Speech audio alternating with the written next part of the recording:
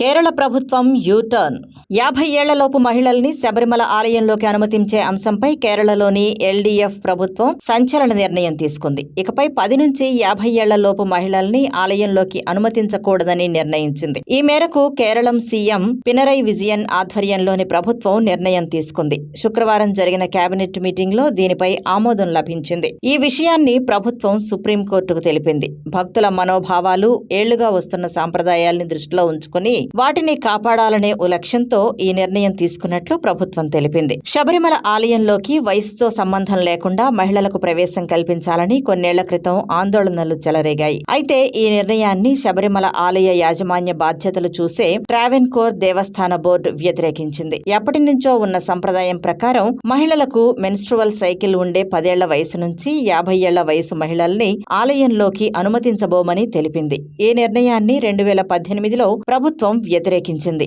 అన్ని వయసుల వారికి ఆలయ ప్రవేశం కల్పించాలని ప్రభుత్వం నిర్ణయించింది. రాజ్యాంగం ఇచ్చిన హక్కు ప్రకారం అందరూ మహిళలు ఆలయంలోకి వెళ్లొచ్చని తెలిపింది. అయితే ఇప్పుడు ఈ నిర్ణయాన్ని ఎల్డీఎఫ్ ప్రభుత్వం వెనక్కి తీసుకుంది. పాత సంప్రదాయాల ప్రకారమే 50 ఏళ్ల లోపు మహిళల ప్రవేశంపై నిషేధం విధిస్తామని కోర్టుకు తెలిపింది.